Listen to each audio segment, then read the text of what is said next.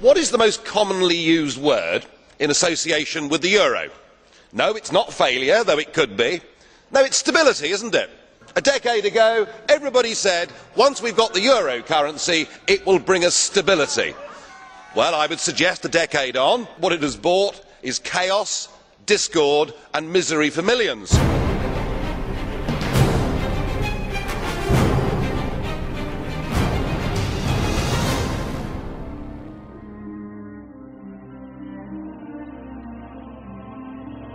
What's happened in the last week marks the beginning of the end. The markets are saying it already. Italian government bonds now yield 1% more than German or French issued government bonds. The markets are saying that economic and monetary union will not last. And I'm not surprised, because it never was an optimal currency zone. One interest rate could never fit all these different countries, and you've never had proper public support. The eurozone has never been tested, but it's about to be. Spain's in economic trouble. Italy, as German economists at the time said, should never have joined the euro. But the situation in Greece, I think, is where we should focus our attention. Thousands of young people out on the streets demonstrating, demanding their government does something. But the Greek government is stuck inside the euro straitjacket. There's nothing they can do. There's nothing a future general election can do in Greece to change anything. And when people have taken away from them the ability through the ballot box to determine their own futures, then I'm afraid that violence becomes the only logical alternative. What you've done with this euro is you have trapped people in an economic prison. You've trapped people in a Volkerkerker from which to get out. It will take great courage, it will take leadership, or possibly the inevitable economic meltdown. And jeer on if you like, but have you noticed that on the bond markets this morning, Greek bonds are trading 233 basis points higher than German bonds? Now, I know that most of you in this room won't even know what that means, and those that do will do your best to ignore it. You can go on if you want, burying your heads in the sand.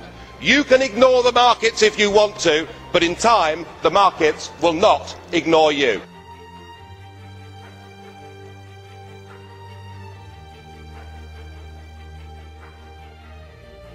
Whilst 60 years ago an iron curtain fell across Europe, today we have the iron fist of the European Commission, and we've seen it with Article 121 and with Greece effectively being turned into a protectorate.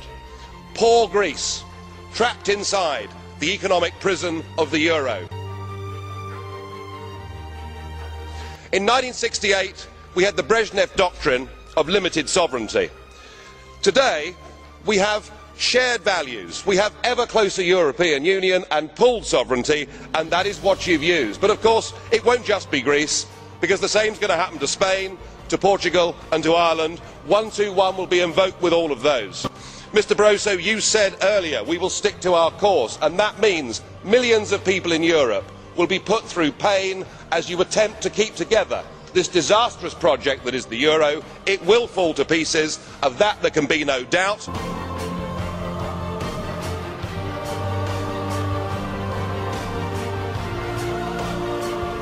And now we have the situation in Ireland. Now I know that the stupidity and greed of Irish politicians has a lot to do with this.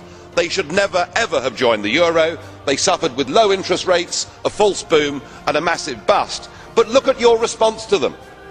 What they're being told, as their government's collapsing, is that it would be inappropriate for them to have a general election. In fact, Commissioner Wren here said they had to agree their budget first before they'd be allowed to have a general election. Just who the hell do you think you people are?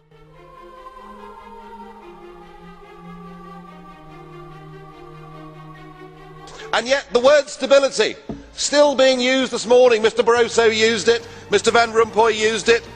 Stability. In fact, we're patting ourselves on the back that the bond auctions in Portugal went well last week, when the reality is it was the European Central Bank actually using taxpayers' money to buy their own debt. Your reassurances that all is well don't work. I mean, who do you think you're kidding, Mr Van Rompuy? Bond yields in Portugal rose to nearly 7% yesterday. The public right across the Union no longer support the currency, and the battle for Spain hasn't even begun. The model itself is failing, and yet what you want is to double the size of the bailout fund. You even want to increase the scope of the bailout fund so that along with the ECB, you too can go on buying yet more of your own debt. You're using the crisis as a massive power grab to take us towards fiscal union. If you succeed, then we should change the name. Get rid of European Union, call it the Debt Union. You are very, very dangerous people indeed. Your obsession with creating this Euro state means that you're happy to destroy democracy. You appear to be happy for millions and millions of people to be unemployed and to be poor. Untold millions must suffer so that your Euro dream can continue. Well, it won't work, because it's Portugal next. With their debt levels of 325% of GDP, they're the next ones on the list, and after that I suspect it'll be Spain. And the bailout for Spain would be 7 times the size of Ireland, and at that moment all of the bailout money has gone.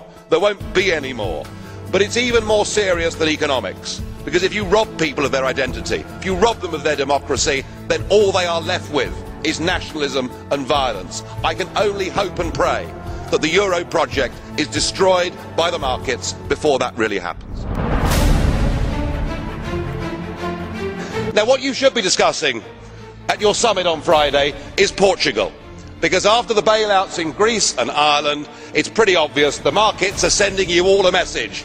Come in, number 3, your time is up.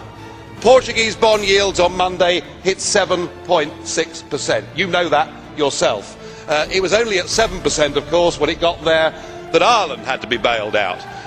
We've also got, in April, a massive rollover of Portuguese debt, another 20 billion that has to be rolled over.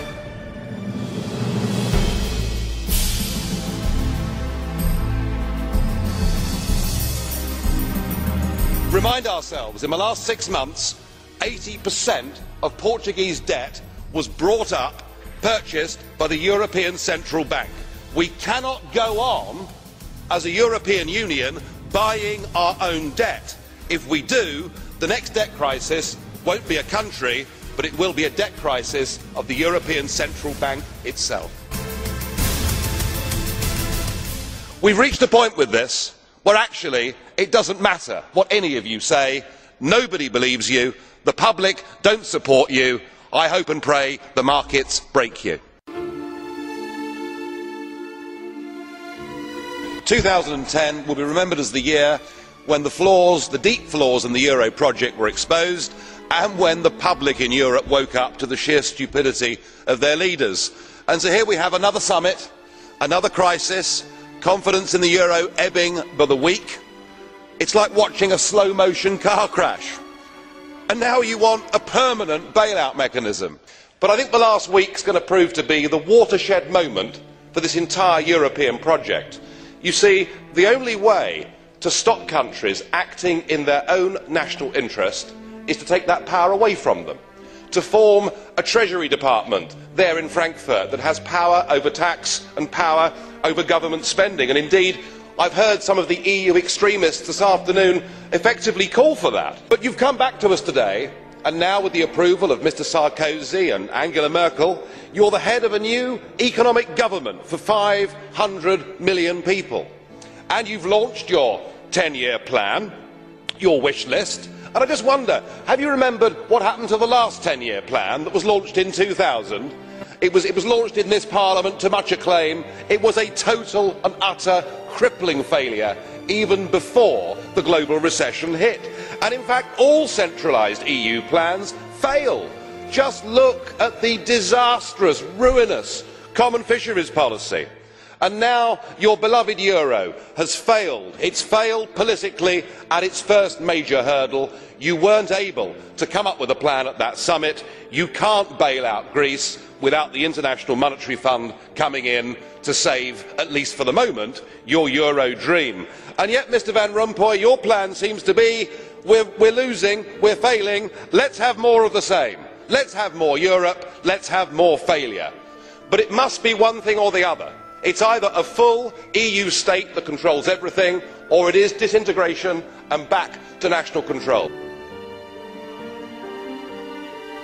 Well, President Barroso, you're certainly flexing your muscles, using the powers given to you by the Lisbon Treaty, which you pushed through using illegitimate means. You now do everything you can on the world stage and within the EU to acquire all the attributes of statehood. And nowhere could that be more apparent than in your recent proposal for a direct tax to be levied by the European institutions on the peoples of this continent. Of course, in previous times there was a very successful independence movement that campaigned on the slogan of no taxation without representation. And you certainly, sir, are not a representative. We haven't voted for you and we can't remove you. So I think with this direct tax you actually made a mistake. Because what this euro is all about, it's about a political class imposing its will upon the peoples of Europe. Remember, only 2 countries had a referendum on the euro, Denmark and Sweden, and both of them said no. What we have before us here is the new government of Europe. A government that with the Lisbon Treaty now has enormous powers, not just a foreign minister and embassies, not just the ability to sign treaties, but the ability now to use emergency powers to literally take countries over. And yet what we've heard from the European Parliament big group leaders this morning is the demand that you take even more powers and do it even more quickly. And perhaps it's worth reminding ourselves that this treaty that gives this Commission these powers does not have democratic legitimacy in the European Union at all. You ignored referendums, you denied referendums, and you bullied the poor Irish into voting for a second time. Now, I'm struck that the common denominator with this Commission is the sheer number of them that were communists or were very close to communism. Mr Barroso himself was a Maoist. Sim Kallas, far from being a student activist, was even a member of the Supreme Soviet. So a top-notch communist we have there. We have at least 10 communists in this Commission, and it must feel like a return to the good old days. There must be a certain nostalgia amongst the communists.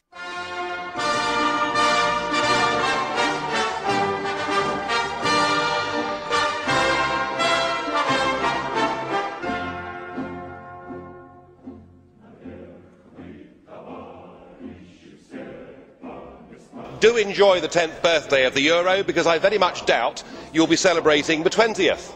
What we've seen this morning has been reminiscent of the old Soviet times.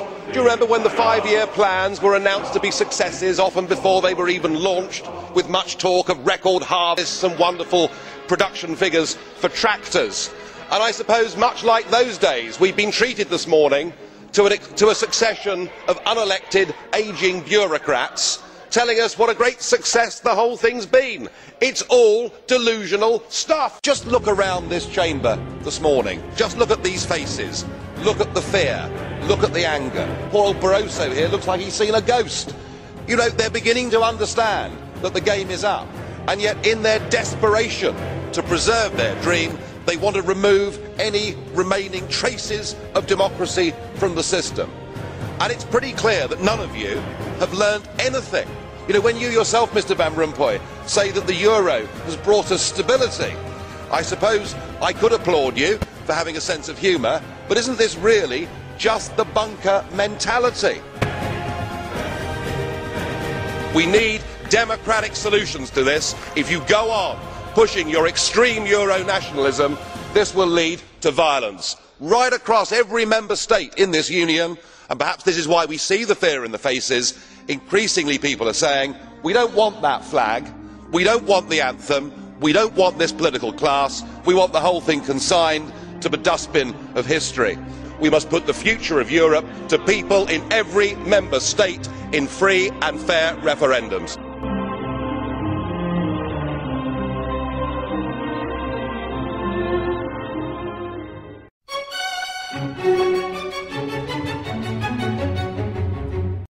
It's impossible to predict the time when confidence will be lost, but it can come quickly. Resorting to buying other paper currencies will not be of much help. When the dollar crashes, most likely